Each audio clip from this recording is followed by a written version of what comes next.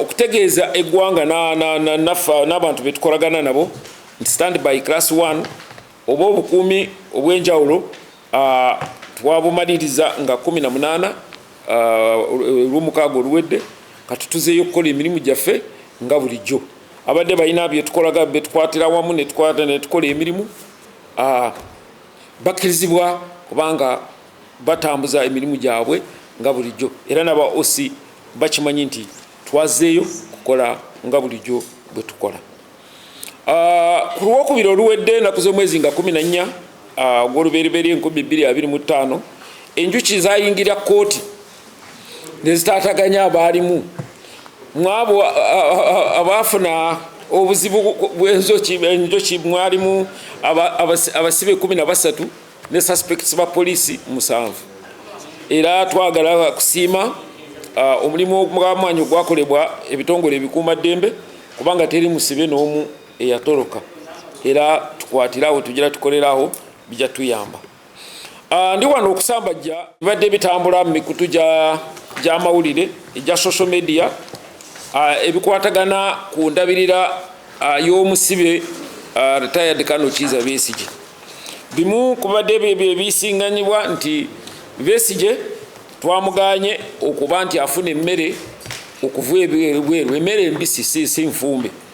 Nti ekyokubiri wetwogerera yaganye okulya emmere yonna ali ku hunger strike. Nti ekyokusatu tuganye twamuganye okuba nti abeera ne bane abasibe oba in fact nti oba yanukula enkuŋŋaanya z'abasibe bane nti waliwo nekenalabye nti ennaku zino bw'ogenda kwogera naye bakuwa simu toyogerera mu simu tebakukkiriza kutuula naye. Mpozi n'ekirala nti gavumenti yewaddeyo kubanga eyitira mu kitongole eky'amakomera nti ejjawo obulamu bwa Colonel retired Kizza Besigye. Kyeŋŋamba nti byonna bino byogera bya bulimba. Bwe tuba twamanya ekituufu kiriwa, ekituufu kiri mu bitabo eby'amateeka ebitufuga. Ekisooka tulina kye tuyita Prisons Act, nazze nayo naye nasseemu kye twagala ekyogera ku bikwatagana n'ensonga ez'abasibe, enneeyisa y'abasibe n'ekikwata kukwata ku mmere, nti buli musibe akkirizibwa kuba nti kitongole ky'amakomera kitukakatako kuba nti buli musibe emmere ey'okulya. Bwe kibanga emmere yaffe omusibe tasobodde girya era standing orders zo ne zigonzaamu ne ziraga nti abakkirizibwa kusasulira emmere eva ebweru, naye OC alina okusooka kukola ki? Kugyekebejja. Ate okufuna emmere kuva ebweru si ddembe lya bwebange, lwakuba nti kyateekeddwawo okuba nti kiyamba kukwatira wamu enkolagana nnungi y'abasibe n'abasirikale. Bwe kiba nti ekintu kino tekitwalizibwe tekisiddwa mu makubo amalungi, OC akkirizibwa kubanga ateekako ekkufulu kubanga nti emmere eba erina okuvaawa ebweru, naye ekyo tekinaba kukolebwa. Era ndi wano okukakasa nti abasibe baffe bonna nga ne kano mwomutwalidde tebalina mutawaana era embeera eri mu nteeko. Waliwo issues abantu ze babadde baraisinga nga bagamba nti banaye poliisi muyinza okuba mwakozesa eryanyi lingi operations, era kino njagala mukikwate bulungi. Operations oluusi ziyinza okugenda obulungi, oluusi ziyinza okubeeramu okusoomozebwa, naye ekigendererwa kya poliisi tuyina naffe okusoomozebwa kungi nti twagala okulaba nti tukola buli kimu ekisoboka okulaba nti we bring peace oba eddembe. Kati twafuna guidance, ndoza mwalaba twalina guidance okuva ewa minisita waffe ne IGP yakiwaako position nti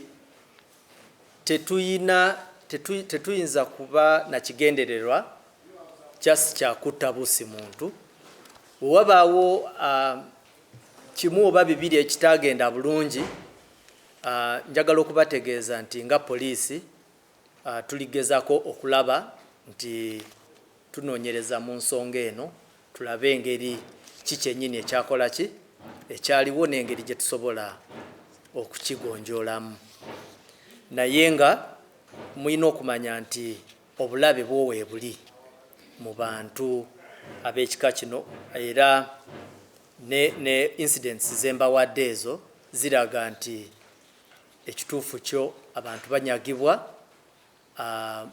ate nga abantu abamu bano babijambiya ate tewabaawo omuntu alowooza nti ejambiya is not a dangerous weapon. It is. Ne bwogenda mu crime statistics zaffe eza murders nyingi zosanga nga actually bakozeseza jambiya.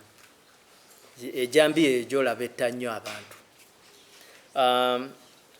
Issue endala gye njagala ye issue ya abantu ababba ebintu eby'amasanyalaze eyo mu Lubirizi district nga mu kiro ekyakeesa olunaku lwa 17 tutebereza wakati wa 16 ne 17 gwa January ku Katanda village waliwo abantu ababba meters 12 eza waya ku line ya 3 phase. Guno musango munene nnyo actually bano basabotua okubba ebintu ebyaliyambye abantu okufuna amasanyalaze ne basabotage y'amaanyi naye ffe tumanyi tujja kubafuna kubanga tutera okukola intelligence yaffe ne tubatuukako naye twagala okulabula tutera buli bwe tukola ebikwekweto bino tutera okufuna bamakanika abatunda scraps oli waliwo abamu abavaayo n'agamba nti nze banteresa buteresa bintu. Twagala okulabula abantu ab'ekika kino nti tetujja kuwuliriza nsonga ezo. Gwe manya omuntu yenna we tunaasanga ng'ayina ekibbe eky'amasanyalaze tujja kukwata naye olina n'okumanya nti ekibonerezo si kitono. Ekibonerezo bwe baba bakukutete oyinza okufuna wakati w'emyaka 12 nga bakusibye. Usually fine etera okubeera between around 50,000 currency points, emitwalo 5 y'obu currency points ndoza ye mu sente tugambe nga biliyoni 1. So ekibonerezo si kitono naye tutera okufuna kubanga omubbi bw'amala okubba alina w'ateresa then oluusi bagenda mu butale ne batunda bino ebintu kati enkya bwe tumala okukwata gwe ng'otandika tuwoleza nti wagula buguzi. No, it takes serious issue ensonga eno nti bwe tukugwako tetujja kuyisa bulungi etteeka lijja kukwata n'amaanyi. So twagala okulabula abantu bategeere ekyo.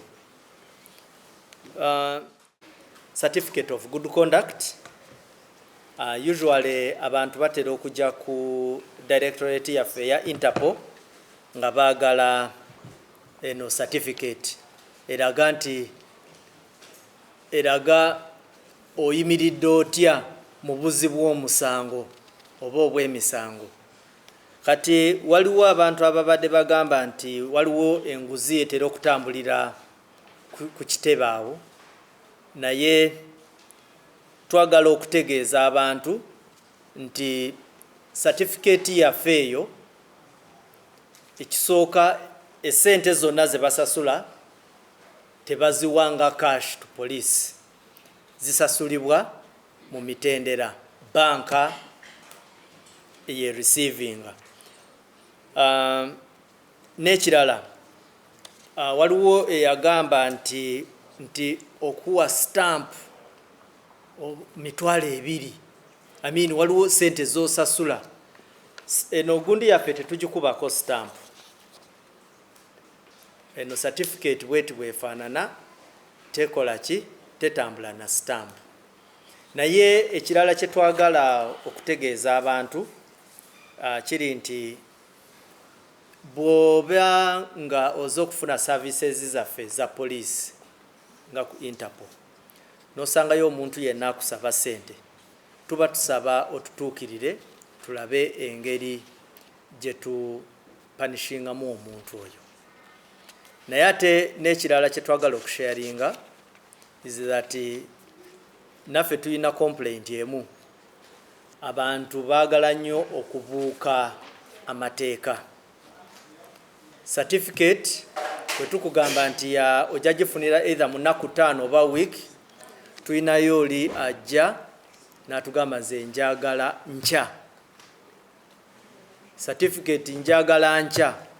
Kati abo banjagala nkya be batera okuexploitinga, abo be batera okugwa mu butego bw'abano abantu b'osanga nga baagala akasente, because omuntu bw'akulaba nti oyina I think agency, obwangu obutali bwa bulijjo, awo watera okuva okujja okuexploitinga. So tubasaba nti namwe oluusi mu planningire ng'ebintu byammwe bulungi. Certificate yaffe ogifuna wakati w'ennaku 5 n'ennaku 7. So tusaba nti abantu batambulire mu mateeka, naye bw'ebanga ogudde mu katego k'oyo ayagala okuggyako akasente mu butali mu mateeka, then awo we tujja okuyambira. Mwebale nnyo, mwebalire ddala.